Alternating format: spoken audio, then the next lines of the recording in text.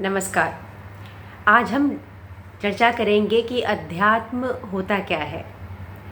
अध्यात्म का परिभाषा अलग अलग हो सकता है, डेफिनेशन थोड़ा बहुत अलग हो सकता है, लेकिन जहाँ तक मैं समझती हूँ कि अध्यात्म का अर्थ मेरे लिए है अपने तंत्र को जानना, अपने सिस्टम को जानना और अपने तंत्र को जानकर जीवन को जानना।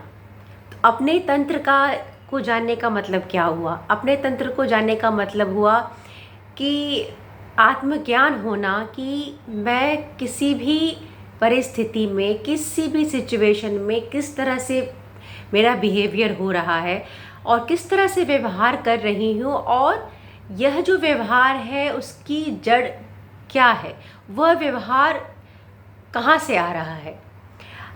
जैसे कि किसी बात पे यदि क्रोध आ गया, तो उसके बाद हमें स्वयं से ये समझना चाहिए, उसको अवलोकन करना चाहिए कि वो जो गुस्सा है हमारे भीतर वो आया क्यों और कहाँ से आया। क्यों हमें इतनी छोटी छोटी बातों पे गुस्सा आ जाता है, या किसी से ईर्ष्या हो रही है तो उस व्यक्ति से हमें ईर्ष्या क्यों हो रही है, और इसका इसका इसके पीछे के रीज़न को जानना, उसकी जड़ तक जाना कि हम सर्टेन वे में क्यों बिहेव कर रहे हैं, क्यों हमें कोई व्यक्ति बहुत अच्छा लग रहा है और क्यों हमें किसी व्यक्ति से अकारण ही बिल्कुल ही वो अच्छा नहीं लग रहा है, या हमें मन नहीं करता उससे बात करने का।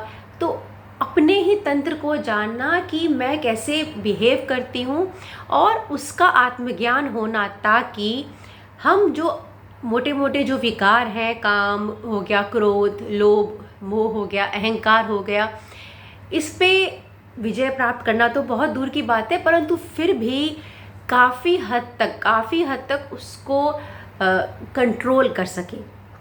मतलब कि जो हमारे विकार हैं वह हम पर हावी ना हो जाए, बल्कि हम अपने विकारों को नियंत्रित कर सके। तब हमें क्रोध भी यदि करना हो तो हमें पता है कि इस परिस्थिति में क्रोध आया तो हमें अब ठीक है, अब मुझे क्रोध करना है, परंतु वह गुस्सा करना जो है वह मेरे कंट्रोल में है।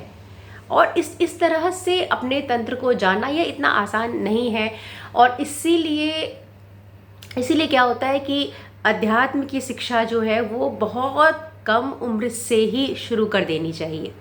अब जैसे बहुत हमें कहने को मिलता है, या बहुत जगह मैंने भी सुना है कि ये कोई आयु नहीं है अध्यात्म की तरफ रुझान करने की, परंतु इसका कोई आयु नहीं होता। जब हमारा जन्म होता है, जैसे जैसे हम बड़े होते हैं, तभी से यदि हमें आध्यात्म की शिक्षा दी जाए तो हम अपने जीवन को बहुत हद तक बहुत ही सही तरीके से जी सकते हैं। और मानसिक जो बीमारियां हैं, जो आजकल बहुत सुनने में आ रहा है, क्योंकि व्यक्ति अपने ही एक दुनिया में है, तो उन मानसिक बीमारियों पर भी काफ़ी हद तक कंट्रोल किया जा सकता है यदि व्यक्ति आध्यात्मिक हो। तो उसे इन जीवन के अंधकार में वह जल्दी नहीं जाता। और ये जो विकार होते हैं, काम, क्रोध, लोभ, अलग अलग विकार मनुष्य के भीतर होते हैं, जब हमें आत्मज्ञान होगा कि ये हमारे भीतर है, हम पहचान पाएंगे अपने तंत्र को। और जब हम पहचान पाएंगे अपने तंत्र को कि मुझे इस चीज़ से लोभ हो रहा है, नहीं होना चाहिए, तब हम उस पर काम करना शुरू करेंगे। और अपने आप को जब हम समझेंगे कि तब हमें पता चलेगा कि मेरे ही अंदर कितनी बुराइयां छिपी हैं। जैसे कि कहा भी गया है कि बुरा जो देखन मैं चला, उसमें है ना कि मुझसे बुरा न कोई, जब जग ढूंढा आपने मुझसे बुरा न कोई। तो जब हम स्वयं के तंत्र को जानेंगे तब हमको पता चलेगा कि हमारे अंदर कितनी बुराइयां हैं, और हमें दुनिया को क्या बदलना, पहले तो हम स्वयं पर काम करना शुरू करेंगे, क्योंकि हम ही परफेक्ट नहीं हैं। तो उस प्रोसेस में क्या होगा कि जब हम अपने तंत्र को जानेंगे तब और उस पर काम करना शुरू करेंगे, तब हमें लगेगा कि और यह सब विकार यदि हमारे सामने वाले व्यक्ति में भी है, दुनिया में तो होता ही है, तब हमें क्या होगा ना, वो नफ़रत नहीं होगी सामने वाले व्यक्ति के लिए, क्योंकि हमने अपने तंत्र को जाना है, हमें आत्मज्ञान है कि हमारे अंदर ही कितनी बुराइयां हैं। तब उसके लिए क्या कौन सी भावना आएगी?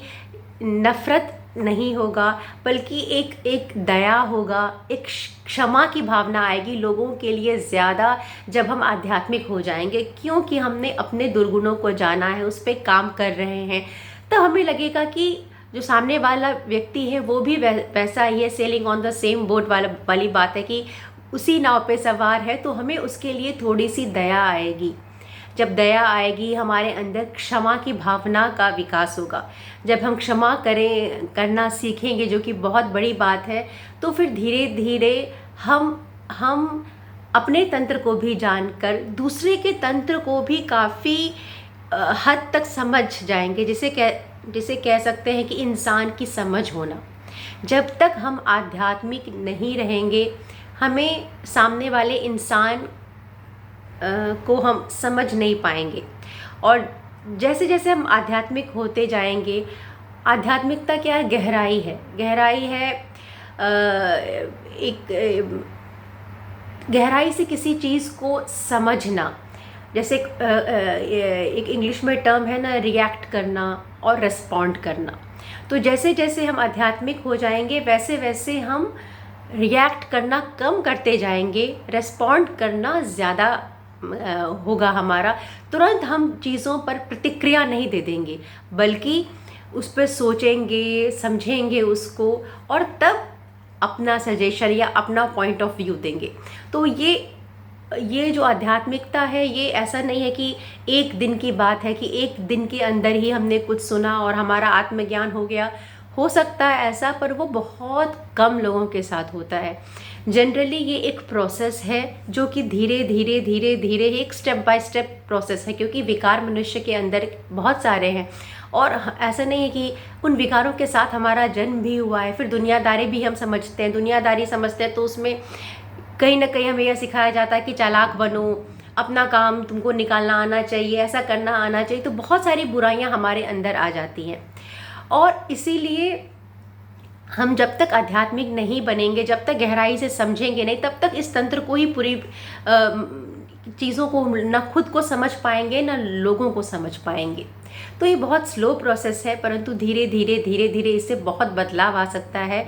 और इसीलिए मैं हमेशा मानती हूँ कि आध्यात्मिकता जो है वो बच्चों को शुरू से ही उसकी समझ होनी चाहिए, उसकी शिक्षा देनी चाहिए हमें। और इससे क्या होगा कि उनका जो जीवन है वो एक सही दिशा की तरफ जाएगा। एक है ना कि आत्मा के साथ जीना, जो आत्मा को साथ लेकर जीता है वह आध्यात्मिक है। और जो दुनिया के दिखावे में भी जीता है वो सांसारिक है, वो तो अपने माइंड से काम करते दुनिया। लेकिन दुनियादारी भी बहुत ज़रूरी है, परंतु उसको एक बैलेंस करना और सच के साथ जीवन जीना, और एक अपने आप में उस पावर को डेवलप करना जो आध्यात्मिकता के बिना नहीं आ सकती है। कि हमने कुछ मर्यादा जो स्थापित किया है, चाहे फिर कुछ भी हो जाए, हम उस मर्यादा पर रहेंगे। ये सब चीज़ों की जो समझ है वो आध्यात्मिकता से ही आती है, और तभी हम उस पर अटल रह सकते हैं अपनी प्रतिज्ञा पर। राम को क्या कहा जाता है? राम जी को मर्यादा पुरुषोत्तम, क्योंकि उन्होंने एक मर्यादा स्थापित की। मैं जैसे एक विवाह करूँगा, मैं सीता के प्रति प्रतिबद्ध रहूँगा, या मैं झूठ नहीं बोलूँगा, या जो स्टेप उन्होंने मर्यादा स्थापित की वह उस पर अडिग रहे, क्योंकि वह बहुत अधिक आध्यात्मिक व्यक्ति थे, गहराई से चीज़ों को समझते थे। और इसीलिए उनको वो स्ट्रेंथ आता था, वो पावर आता था। उम्मीद करती हूँ मेरा वीडियो आपको अच्छा लग रहा होगा। मिलते हैं अगले वीडियो में। धन्यवाद।